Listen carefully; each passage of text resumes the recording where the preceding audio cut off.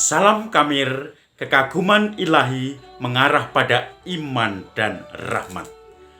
Saudara-saudari yang terkasih, kalau Anda lahir tahun 60 atau 70-an, generasi 70-an seperti saya ini, pasti waktu kecil Anda bahagia kalau melihat permen ini atau dioleh-olehi permen ini.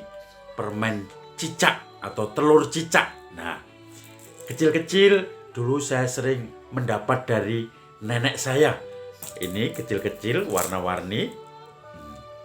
Susah ini untuk menunjukkan ya, warna-warni. Nah, kemudian kadang-kadang juga tempatnya atau kemasannya juga bagus dengan botol-botol yang indah. Nah, seperti ini saya masukkan lagi. Karena ini termasuk permen langka ini, saudara-saudari yang terkasih. Nah, permen cicak ini dalam ingatan saya penuh dengan penghiburan. Dulu kalau nenek saya ke pasar, dia pulang selalu membawa oleh-oleh. Selain makanan-makanan yang lain seperti ati ayam, ati sapi, kemudian juga salah satunya permen cicak. Ini oleh-oleh favorit nenek saya. Dan makanya saya, untuk nenek saya, kalau waktu kecil dulu, cepat pergi ke pasar. Saya senang kalau nenek saya pergi ke pasar. Karena pasti janjinya adalah oleh-oleh. Telur atau permen telur cicak, permen cicak. Dan ini menjadi yang saya tunggu-tunggu pada waktu itu. Saudara-saudari yang terkasih, kita senang sekali ketika kita mendapatkan sesuatu yang khas. Walaupun nenek saya sudah meninggal, tetapi kenangan itu selalu teringat. Dan permen cicak yang langka ini, kalau saya mendapatkan, kebetulan kemarin saya jalan-jalan di mall dan ada, walaupun dikemas dengan secara baru, maka saya langsung mengambil untuk nostalgia membeli. Saudara-saudari yang terkasih, hari ini Yesus di dalam Injilnya mengatakan bahwa Aku akan pergi kepada Dia yang mengutus kamu, tetapi kamu tidak bertanya tentang itu. Kamu berduka cita ketika saya menceritakan kepadamu. Tetapi akan lebih baik jika aku, Yesus, pergi daripadamu, karena aku akan mengirim roh penghibur, roh kebenaran. Nah, saudara-saudari yang terkasih, betul toh? Tema minggu ini sampai minggu depan pasti tentang roh penghibur, roh kebenaran, roh bersukacita. Saudara-saudari yang terkasih, nenek saya pergi. Saya senang karena pasti kembali, dan kembalinya dengan membawa oleh-oleh yang melimpah yang menjadi makanan favorit saya. Tetapi Yesus ini pergi, tidak kembali, tetapi Dia mengirimkan oleh-oleh kepada kita, yaitu roh penghibur, semangat, mengingat kembali hidup Yesus yang penuh dengan perjuangan, pengharapan, yang penuh dengan pengampunan. Kalau kita kemudian mengenal Yesus yang sudah pergi, seperti saya mengenal nenek saya yang sudah pergi, dan melihat permen cicak ini menjadi kenangan, maka kita pun juga melihat Yesus dengan karya-karyanya, dan itu menjadi kenangan yang penuh semangat bagi kita. Dan itu menjadi bagi kita kekuatan yang tidak pernah putus. Pengharapan kita dalam kegagalan-kegagalan, kekecewaan-kekecewaan, kesedihan, tetapi iman kita, harapan kita tidak pernah putus dengan roh penghibur itu. Saya mempunyai kisah, saudara-saudari yang terkasih. Pernah saya main ketika saya bertugas di Solo, itu main di tempatnya Pak Gunadi. Sekarang sudah dipanggil Tuhan, sudah almarhum. Pak Gunadi, dia bercerita ketika dia itu juragan lilin. Dia membuat lilin sampai karyawannya dulu 7 atau 9 karyawan. Padahal dia tadinya tidak orang yang tidak mampu dan juga secara ekonomi. Dan dia juga ketika SMA dia lumpuh. Waktu SMA dia pelari, dia senang olahraga. tetapi juga dia menggeluti kimia, membaca-baca kimia. Tiba-tiba di luar dugaan, dia punya sindrom, saya lupa, sindrom GPS atau apa. Pokoknya sindrom di mana dia lumpuh, tidak bisa menggerakkan kakinya. Dia masuk ke rumah sakit. Teman-temannya itu pada nengok dan mereka iuran untuk memberikan uang sosial kepada Pak Gunadi muda yang waktu itu masih pelajar SMA. Dia heran, Pak Gunadi. Ternyata sumbangan teman-temannya itu banyak sekali. Bisa untuk membayar SPP pun cukup sebetulnya. Maka dia berterima kasih sekali. Tetapi itu pun habis untuk biaya ke rumah sakit itu, opnam itu. Orang tuanya ya secara ekonomi tidak sukses. Keluarganya tinggal Magersari, atau Magersari itu istilahnya numpang di Keraton Solo, dan kemudian dia harus berjuang dengan kelumpuhan itu. Sebetulnya belum sembuh waktu dia memaksa pulang. Dia tidak punya uang, maka dia punya filosofi. Obate yo sego, obatnya nasi. Kalau saya pulang makan nasi, itu obatnya. Kalau Tuhan mengendaki saya sembuh, saya sembuh. Dan ternyata dia pulang, yang penting makan, dan lama-lama dia bisa berjalan lagi. Walaupun jalannya seperti orang sakit, polio, tetapi sudah bisa berjalan. Bahkan terakhir dia bisa nyetir mobil juga ketika sudah menjadi juragan lilin Paskah, lilin-lilin gereja itu. Saudara-saudari yang terkasih, ketika dia lumpuh dan mulai bisa berjalan, dia tidak melanjutkan sekolah SMA-nya. SMA tidak lulus. Kakaknya menjadi koster di gereja Antonius Purbayan Solo yang dekat balai kota Solo itu. Kemudian dia sering mulai bisa berjalan, dia sering main ke gereja. Dan di gereja itu ada gudang. Dia sering membantu kakaknya bersih-bersih gudang. Kebetulan waktu itu Romo parokinya Romo Renders.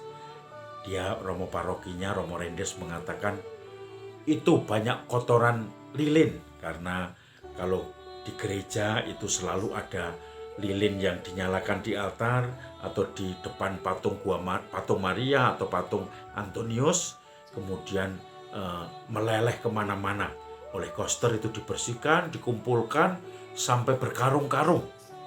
Dan Romo Renders mungkin melihat ini menjadi kotor, supaya dibersihkan. Maka kemudian Pak Gunadi yang masih muda itu dia mulai berpikir, apa yang bisa saya buat dengan sisa-sisa lilin atau sering disebut tai-tai lilin ini. Maka dia mulai membawa pulang. Dia mulai membuat eksperimen, yaitu dengan membuat lilin sekaligus karena dia melihat gereja selalu butuh lilin. Membuat dari benang, dicetak, dia buat sendiri semuanya. Tetapi hasilnya masih hitam. Kenapa hitam? Dia membaca buku-buku kimia. Itu semua otodidak dia belajar. Membuat eksperimen, akhirnya berhasil bahwa lilinnya bisa tetap putih walaupun dibakar. Tidak ngelanges dan ireng hitam itu tidak kemudian warna lilinnya berubah hitam. Tidak, putih, dan dia berhasil. Maka pelan-pelan dia membuat lilin, menawarkan ke gereja-gereja, dan kemudian usahanya mulai berkembang.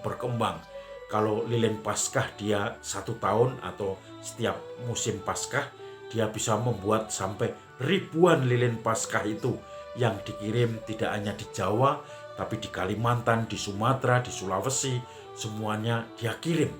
Bahkan toko-toko benda-benda rohani itu kulaannya juga di situ karena harganya miring. Selain itu juga lilin-lilin altar untuk gereja-gereja, lilin-lilin kecil, dan itu sampai berkembang usahanya. Dia kemudian mempunyai, ketika saya terakhir kunjungan ke sana, mempunyai 9 karyawan dan juga bahkan sudah impor CPO, minyak kelapa sawit CPO yang untuk bahan.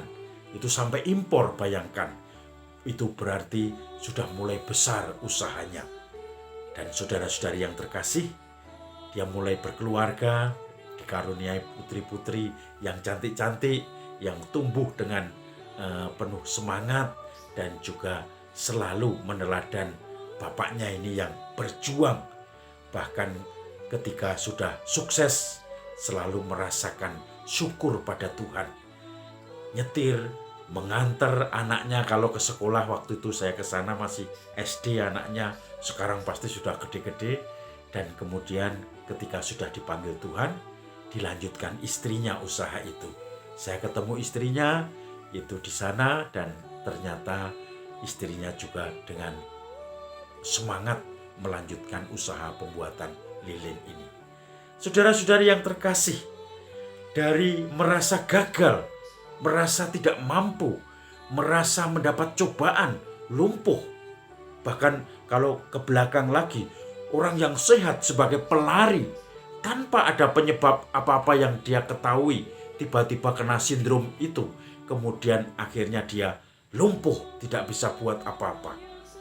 Mulai kemudian seperti tunas, mekar. Dia mendapatkan pengharapan, roh penghibur, roh yang selalu menguatkan, yang bisa dia sambati. Dia mengeluh, dia minta kekuatan, dia minta pertanggungjawaban kepada roh itu.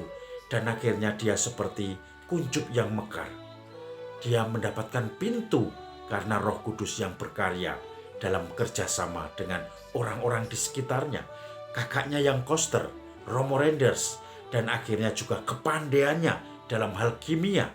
Maka dia pun membuat eksperimen, padahal SMA saja tidak lulus. Dan akhirnya itu menjadi dasar sebagai pengusaha lilin. Dan kemudian bahkan bahan pun sampai impor. Padahal kalau impor itu kan ada minimal CPO yang harus dibeli. Minimalnya pasti juga akan banyak sekali. Bisa dibayangkan saudara-saudari. Kegembiraan. Walaupun sekarang sudah dipanggil Tuhan Pak Gunadi, tetapi kenangan itu selalu muncul dalam benak saya. Bagaimana roh kebenaran, roh penghibur, roh penyemangat, roh pengharapan ini bekerja dalam diri Pak Gunadi. Dan kemudian akhirnya membuat dia semangat dengan penuh kebanggaan diri untuk menunjukkan segala proses yang dibuat Tuhan lewat roh penghibur, roh pengharapan itu. Dan dia pun sukses. Maka ketika saya kunjungan selalu gembira. Ketika saya ketemu beliau selalu menunjukkan cerita-cerita yang penuh optimis. Juga dengan anak-anak, putri-putri dan istrinya. Semuanya kelihatan semangat.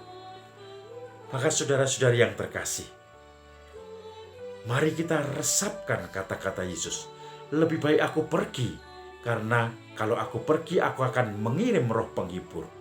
Roh penghibur itu sudah ada di tengah-tengah kita, yang membuat kita semangat, yang membuat kita tidak pernah putus asa. Maka kalau Anda semua putus asa, merasa jengkel, merasa kok tidak dihormati, merasa Tuhan kok saya terus yang gagal, saya terus yang sedih, saya terus yang mendapat cobaan dan salib. Kita balik perasaan itu. Tuhan, Engkau memberi aku harapan, maka cobaan yang Kau berikan pasti akan saya atasi dengan roh kebenaran, roh pengharapan. Tuhan, Engkau memberikan aku salib, tetapi aku yakin salib itu tidak akan melebihi kekuatan pengharapan penebusan yang diberikan oleh Yesus. Cobaan-cobaan itu tidak akan melebihi rahmat Tuhan yang sudah diberikan kepada kita, sehingga kita bisa mengatasi dengan segala pengharapan cobaan-cobaan hidup kita. Salam Kamir, kekaguman ilahi mengarah pada iman dan rahmat.